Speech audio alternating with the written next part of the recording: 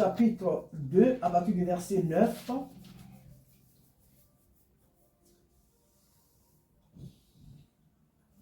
Verset 9 à 10.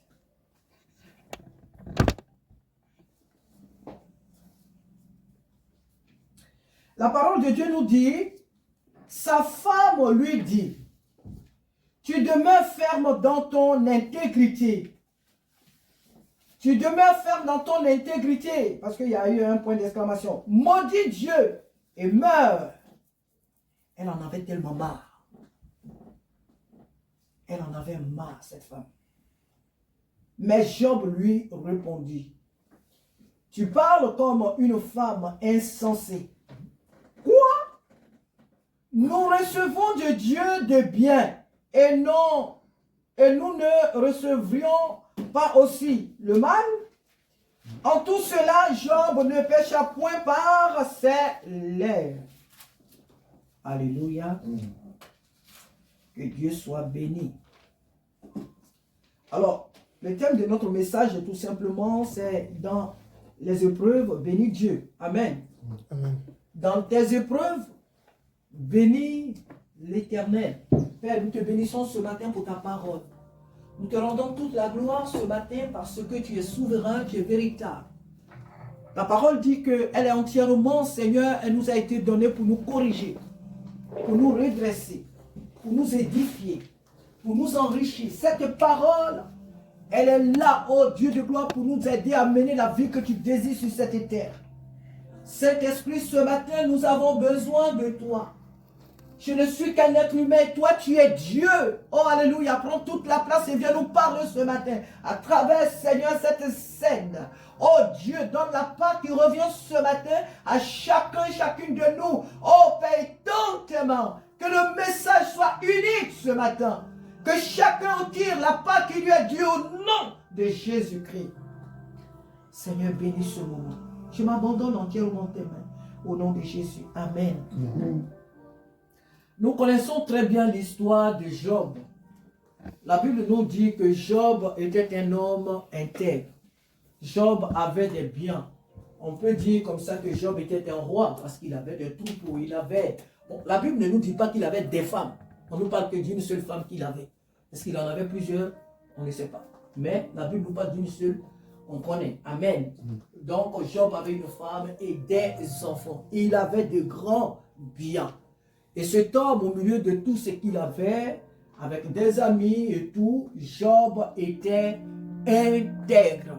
C'est dommage que pour certaines personnes, lorsqu'elles ont des richesses, c'est là qu'elles abandonnent Dieu. C'est dommage que les hommes de ce monde que nous connaissons, à cause de l'argent, elles ne veulent pas de Dieu. À cause de l'argent, certaines personnes sur cette terre ne veulent pas de Dieu.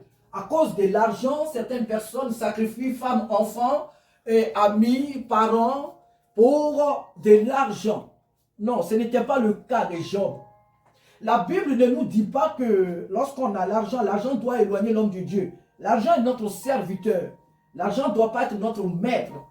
Et non seulement le monde agit de la sorte, mais certains frères en Christ, lorsqu'ils sont dans des problèmes, et le jour où Dieu leur fait cette grâce de leur donner quelque chose pour mieux vivre, qu'est-ce qu'ils font? Ils abandonnent la main du Seigneur. Parce qu'on a commencé à faire un travail où on a 2000 euros, 3000 euros, et que j'appellerais même des miettes. On ne vient plus à l'église. On n'a plus le temps pour le Seigneur. On ne vient plus. Si jamais on faisait partie d'une activité à l'église, on ne vient plus à l'heure ou on ne vient même plus. Pourquoi? Parce que maintenant on n'a plus le temps. On est trop occupé. On est trop occupé. Les gens n'ont plus le temps. Et carrément certains ou d'autres abandonnent même la main du Seigneur pour les choses de ce monde. Ce n'était pas le cas de Job. La Bible nous dit que Job était un homme intègre. Job servait Dieu. Et voilà qu'un jour, l'ennemi est venu lui ravir tout ce qu'il avait. Amen.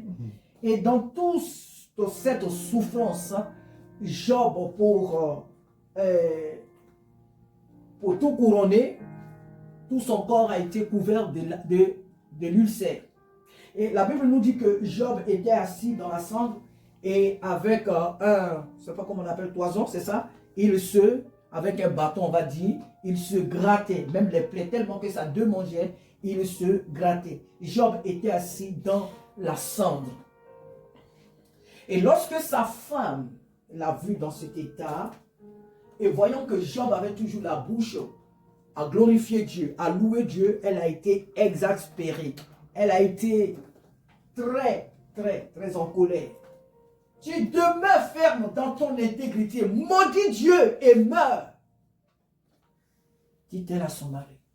Alors son mari, qui est un homme converti, un homme qui craint Dieu, un homme qui aime Dieu, un homme qui connaît son Dieu, dit, mais quel est ton problème? Quand on était béni, quand on avait toute notre richesse, tu étais heureuse, tu te pavanais, tu invitais tes amis, la fête, il y avait des soirées, il y avait des fêtes à tout moment ici. Tout ce qu'on avait avant, c'est Dieu qui nous l'avait donné. Et pourquoi aujourd'hui, parce qu'on est dans les problèmes, tu penses que, parce qu'aujourd'hui on est dans des problèmes, je dois maudire Dieu pour mourir? Non, je ne maudis pas Dieu. Celui qui m'avait donné ces choses, il est capable de me les ramener. Pourquoi est-ce que je dois le maudire? La solution n'est pas de maudire, c'est de le bénir même quand tout va mal. Alléluia. Job avait compris qui est le Dieu qu'il servait. Il a compris que ce Dieu-là, de la poussière, il retire le pauvre, du fumier d'indigents pour les faire soin avec les grands. Job a compris que Dieu est capable de changer la vie d'une personne en un clin d'œil. Dieu est Dieu. Alors il n'a pas écouté sa femme. Et ce qui doit aussi attirer ce matin notre attention, chers frères et sœurs, c'est que les personnes qui nous induisent souvent en erreur ne sont pas loin de nous. Alléluia. Les personnes qui nous induisent en erreur ne sont pas très souvent loin de nous. Un homme qui est ton époux, si tu n'as pas le discernement, peut t'induire en erreur, quand bien qu'il est ton époux. Une épouse peut induire son époux en erreur, quand bien même que vous dormez dans le même lit, il peut ou elle peut t'induire en erreur dans les moments difficiles. Un frère peut t'induire en erreur. Un ami proche, un collègue ou une collègue peut t'induire en erreur si tu n'as pas le discernement. Cette femme a été l'instrument de Satan pour détruire, pour amener Job, pour conduire Job loin de Dieu. Parce que le diable sait qu'on ne peut pas bénir Dieu et vivre. Et plutôt, on ne peut pas bénir Dieu et mourir. Et donc, pour mourir, il faut pécher. Il sait bien que le salaire du péché, c'est la mort. Et le don gratuit de Dieu, c'est la vie éternelle. Donc, tout ce que Satan a fait autour de Job, ce n'était pas seulement d'ôter à Job tout ce qu'il avait, mais c'est d'ôter la vie. C'est de prendre la vie de Job. Puisque c'est ce que Dieu a dit à Satan lorsqu'il allait devant lui. Dieu lui a dit quoi? Tu veux prendre tout ce qu'il a, tu veux détruire, mais ne touche pas à sa vie. Tant que cet homme demeure intègre, sa vie ne pouvait pas, Satan ne pouvait avoir accès à sa vie dans son intégrité. Et le diable connaissait ce code-là. Alors il passe par sa femme. Il a tout fait. Il a pris les enfants. Il a pris mais vraiment tout à Job. Et Job est resté ferme dans son intégrité. Alors il cherche une porte ouverte. Mais comment faire pour entrer? Comment faire pour ôter la vie à cet homme? Comment faire pour le prendre? Il faut que je passe par sa femme. Il faut que je passe par sa femme. Ses amis sont venus, et ils viendront plus tard même dans les passages. Ses amis sont venus pour lui dire certaines choses. Mais au milieu de tout ce que les gens, même la Bible dit que même les enfants se moquaient de Job. Au milieu de tout cela, Job est resté fidèle. Alors Satan s'est dit, mais certainement par sa femme, il va succomber. Comme je l'ai fait dans le jardin d'Éden. J'ai cherché certainement à séduire Adam, je n'ai pas pu. Et c'est par sa femme que j'y suis passé. Donc les choses, ça va toujours se passer de la même manière. Certaines personnes disent souvent que le chien ne change pas sa façon de s'asseoir. Donc, je vais passer encore par la femme pour la voir. Alors, le diable passe par la femme. Tu demeures intègre. Ce n'était pas cette femme qui parlait. C'était le diable qui parlait au travers d'elle. Tu demeures intègre. dans ta souffrance, dans ton affliction, tu demeures fidèle à Dieu, mais maudis Dieu et tu vas mourir. Parce que le diable sait qu'une fois que Job se révoltait contre Dieu, une fois que Job se mettait à pécher, la porte était ouverte grandement à Satan pour frapper Job. Il savait ce code. C'est pourquoi, chers frères et sœurs, il est important que nous ayons le discernement et que nous ayons une vie réelle avec le Seigneur. Ce ne sont pas tous les conseils qui sont bons à prendre. Ne prenons pas, n'acceptons pas les conseils des personnes par respect, sous prétexte que, oui, comme c'est mon mari, et puis il a dit ça, bon, je n'allais pas faire, mais je vais quand même faire. Non, comme c'est ma femme, je ne devais pas faire, mais non, le ciel, ce n'est pas question de femme ou mari, c'est une histoire personnelle. Non, mais comme c'est mon fils, ah, c'est mon fils aîné, donc, bon, il a dit ça, on va accepter. Non, comme c'est mon collègue ou je ne sais qui encore, quelqu'un qui était proche, non, par motif de respect, non, comme c'est une personne adulte, comme c'est un vieux, il a des cheveux blancs, il m'a dit de faire ça, bon, je vais faire. Non, comme c'est ma mère, on est allé dans le supermarché, elle a pris le raisin, puis elle a goûté, donc moi aussi, je vais le faire. Ah non, mais comme c'est un pasteur, bon, écoute, et puis il a fait ça, donc moi aussi, je peux le faire. Non. Le salut est personnel. Le salut, il est personnel. Job n'a pas voulu s'aligner sur la voie de sa femme. Et c'est vrai, tu es ma femme. Mais là où tu me dis de me révolter contre Dieu, je ne le ferai pas. Parce que mon âme rendra compte à Dieu. Parce que devant le trône de Dieu, Dieu ne me dira pas, non, Job, ce n'est pas de ta faute, c'est la faute à ta femme, donc on rentre dans ma gloire. Non. Chacun est responsable du péché qu'il commet, des actes qu'il pose sur cette terre. Voilà pourquoi, chers frères et sœurs, nous devons avoir une intimité réelle avec le Saint-Esprit. Discernons les conseils que les gens autour de nous nous donnent dans les temps difficiles, dans les moments où nous nous trouvons, que ce soit même dans des bons moments. Tu peux être même dans un bon moment, tu as eu beaucoup d'argent. Quelqu'un peut apparaître dans ta vie en te donnant des mauvais conseils. Si tu n'as pas le discernement, tu vas mal investir cet argent, tu vas le perdre.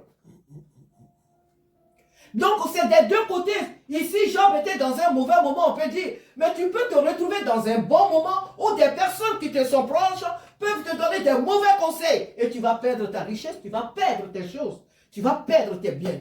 Moi, je connais une personne qui venait de travailler, qui venait de quitter, qui venait d'achever, on va dire, son travail.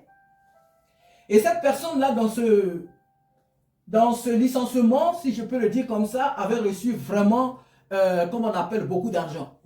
Et elle a demandé des conseils à sa famille, mais écoutez, qu'est-ce que je vais faire? J'ai envie d'investir, mais je ne sais pas exactement ce que je vais faire avec l'argent que mon travail m'a donné.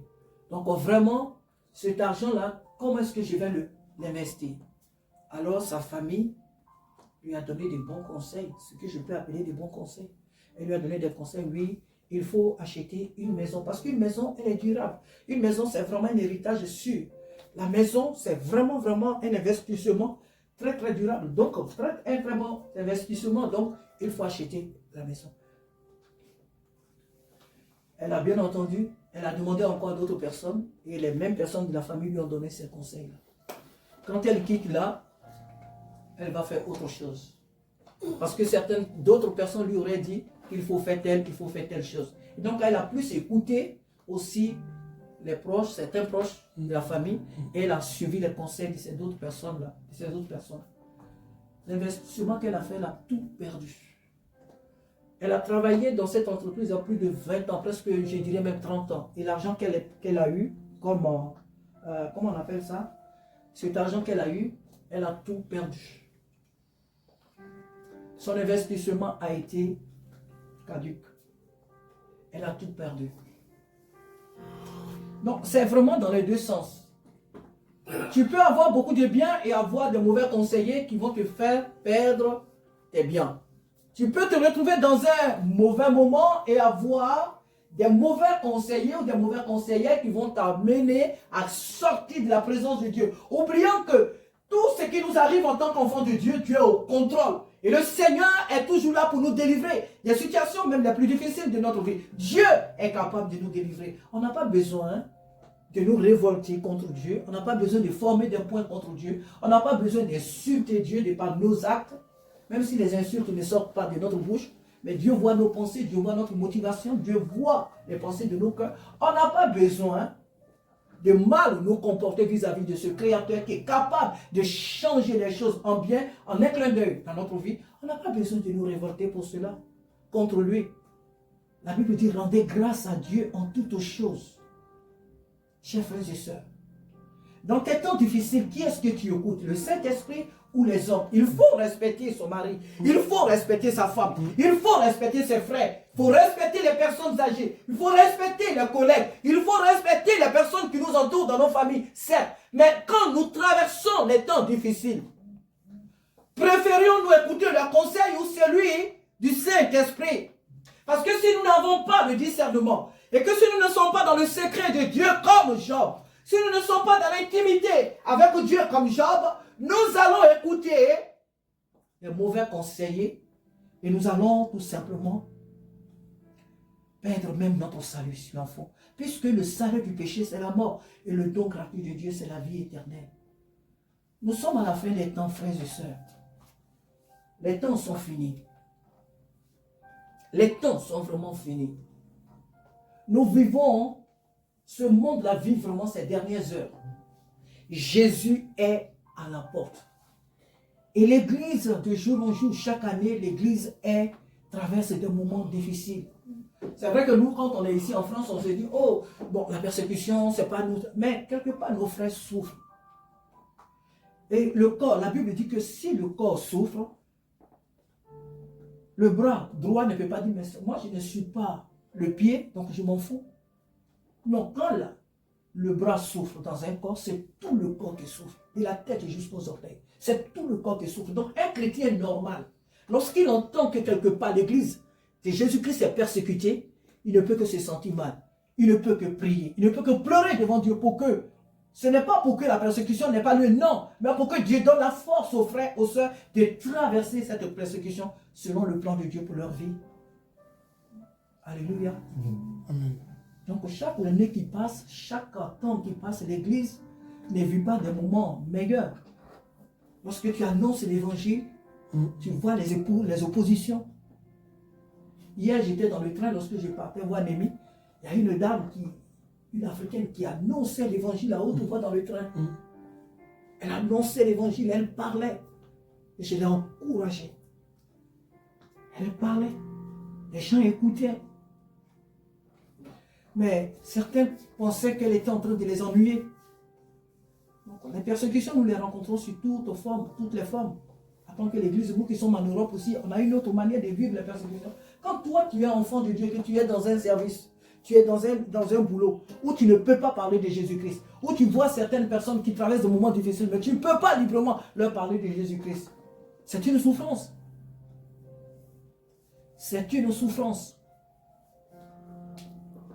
Chers frères et sœurs, la femme de Job a été l'instrument de l'ennemi pour pouvoir faire sortir son mari de la présence de Dieu. Mais lui, il est resté tout droit dans ses bottes parce qu'il connaissait son Dieu. Est-ce que tu connais le Dieu que tu sers?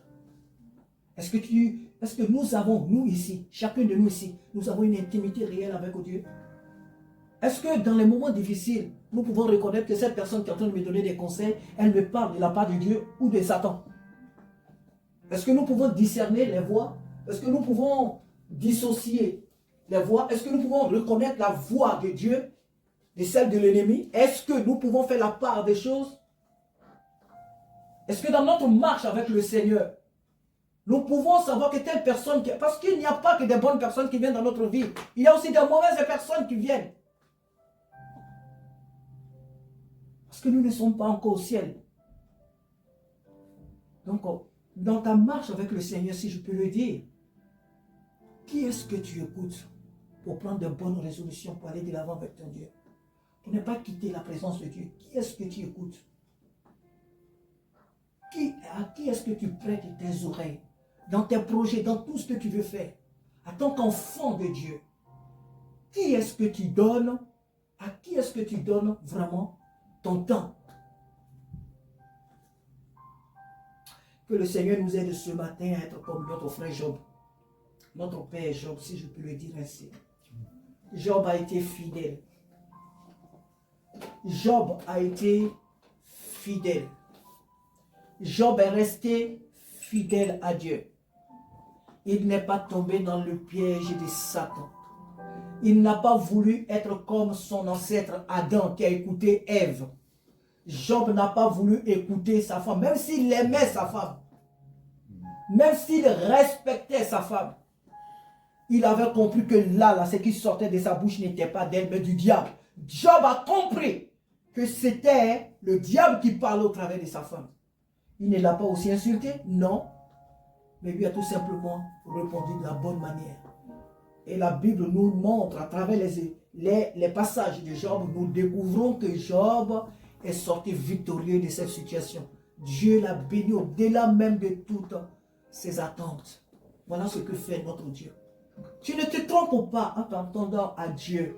Tu ne te trompes pas en disant que je m'attends au Seigneur. Et je sais que mon Rédempteur se lèvera et il agira en ma faveur dans cette situation. Même si aujourd'hui je ne vois rien. Même si aujourd'hui je ne touche rien. Même si aujourd'hui je ne touche à rien, je ne vis rien. Mais vraiment, même si je pense vivre le vide.